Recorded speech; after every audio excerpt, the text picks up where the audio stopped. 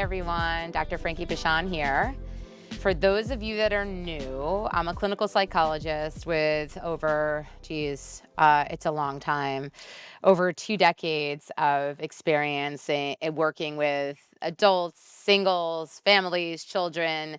I've exclusively been working with adults and couples and singles who want to date smarter, have healthier relationships for about a decade. And it's amazing. It's right where I belong, and the work is incredibly rewarding. And it's a place where I feel like I have a big impact and I can serve immensely, which is why I sit here before all of you, because I want to share all that I've learned in my career thus far. And I want motivation to continue to consume and explore and inquire, right? Like, continue to grow my expertise and my knowledge so that I can use this platform to share all of it with you, because this is all about growth, and we're all connected and we all elevate together by supporting one another and showing up. And I will be here every week showing up for you as a clinical psychologist, as a person who has lived experience in relationships. I'm a mom,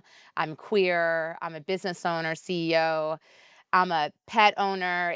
Lots of shenanigans happen behind me every time I record. I've got a little corgi and a cat. I'm also a board certified sex therapist. And so I do put out a lot of content around everything related to sex and intimacy. So today we're going to talk about a safe word. Like, do you need a safe word? What is a safe word? But before we jump in, I just want to encourage you to subscribe to my channel. You will not be disappointed. I promise to deliver you discussions and topics that are meaningful, that are science based and informed, that are, empirically validated. Whenever I can, I pull research and I share it with you.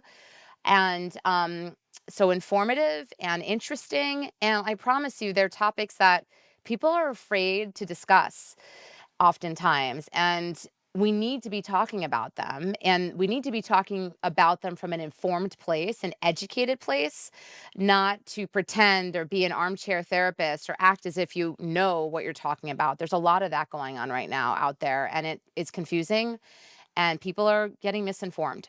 So I feel an ethical obligation, responsibility, and just the desire to be professional in my practice. Always been, that won't change. So hit that bell below, subscribe, all notifications, and you'll get my video when it drops 3 times a week. Topics covering relationships, dating, communication, nervous system regulation. I mean, like, all the things: sex, intimacy, how to sext, how to reignite your love life, aftercare, safe words like today. So I cover it all. So happy that you're here with me. Hope you get a ton out of what I have to share. And I'm just going to jump in. So, do you need a safe word? Here we go. You're going to be able to figure it out today, because they are confusing. It's a confusing topic. Sometimes they're treated as a punchline, sometimes deadly serious. When are you supposed to use a safe word? And how do you know when the kind of sex you're having is serious enough to actually need one? Safe words and how to use them are both much less complicated than many people may think. And today I'm going to recommend how and why and jump into it with you all. So, what is a safe word? Safe word is a special word, phrase, or signal chosen between sexual partners that will stop all sexual activity immediately. It can function as an escape hatch from any activity that's gotten too intense or doesn't feel good anymore, or hit the pause button on an experience that's gotten briefly overwhelming. You may have heard jokes in TV or movies about picking absurd or silly words to use during a scene to make it clear something different and notable is happening. That can be an option, especially if it makes the word something easy to remember when you're distracted or you're overwhelmed. With that said, many people's safe words are something a little more accessible, or something that has some significance to the relationship. How do you know if you need a safe word? Usually, a safe word would be used in some kind of a kink or BDSM context, a situation where you might plausibly be expressing discomfort, pain, or overwhelm, but still want the experience to continue. For example, in a vanilla sexual context, saying ouch or yelping would be grounds to immediately stop and check in. If you're being spanked or hit, you might easily be yelping and crying out or even crying no, but very much want to keep going. That's why a special word that doesn't sound like ouch or no and makes it clear something different is being expressed is important. That said, many people still don't see a need for safe words in their kink scenes. For many people, the type of play they do doesn't really create any ambiguity around continued consent. There are a lot of ways to gleefully cry out in pain and communicate enthusiasm, or plenty of times when a stop or I need a break are still perfectly accessible in context.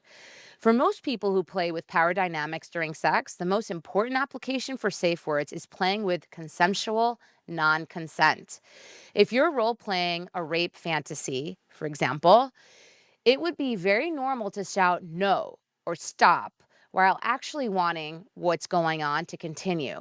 Agreeing on a safe word ahead of time or having a standard one that remains consistent in an ongoing relationship can really help make it clear when a no is actually a no and when it's a fun part of a role play.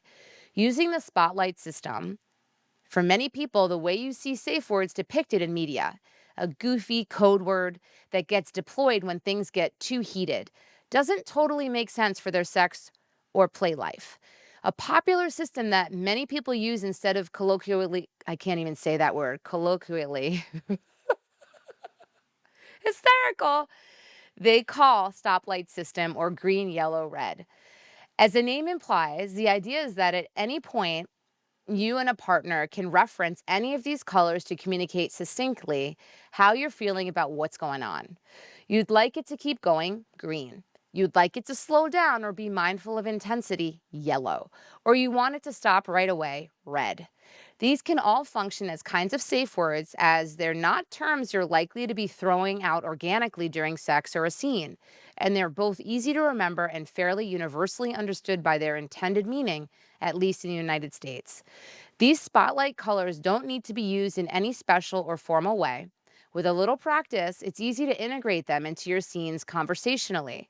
This could look like asking, "How are you doing with this?" and being told green, gasping, yellow, when a spanking is right up against the edge of your tolerance and you don't want it to stop, but don't want it to get any more intense. Saying red when you start to feel like you're getting triggered in a scene and need to regroup. What should you do when someone safe words? It can be surprising and a little disorienting when someone safe words or reds, especially when they seem to be having a good time and want things to continue. The most important thing to do, of course, is to pause what you're doing immediately, whether that's a sex act, impact, or another sex or kink activity.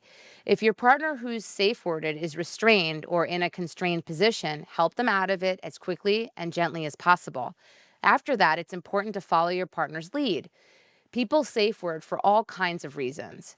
It's possible that your restrained partner had a terrible itch that was driving them crazy and feel good to go again as soon as it's addressed.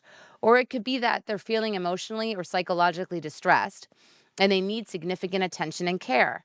Depending on how they're feeling and their mental emotional state, some things to offer them could be to be wrapped in a blanket or put clothes back on, a glass of water or a snack to get their blood sugar back up, a hug or a chance to cuddle, space to be alone with the door closed, a chance to talk about what they're feeling, a light or uplifting distraction like a favorite TV show or a cartoon, a different kind of sex act of their choice, a massage or grounding activity. What you shouldn't do after someone safe words is spiral into guilt, panic, or shame or make it about yourself by excessively apologizing or repeating how bad you feel. It's easy to feel like you've done something wrong or are a bad sex partner or top if your date needs to safe word. But in reality, we all take on accountability for our own well being with any kind of risky sex or play. Your job isn't to be mind read about what someone's limits or feelings are. Your job is really to be as mindful of limits as possible given the information you have available and changes if you get new information. And stopping at someone's safe word is doing exactly that. It's possible your partner has some new knowledge about themselves or feedback that will help avoid this in the future. But that's not the same thing as having done something wrong. If your partner feels you've behaved inappropriately or caused harm, they can tell you. But otherwise, it's helpful to remember it's not about you and focus on supporting your partner. See y'all next week. Kisses, hugs. Take real good care, folks.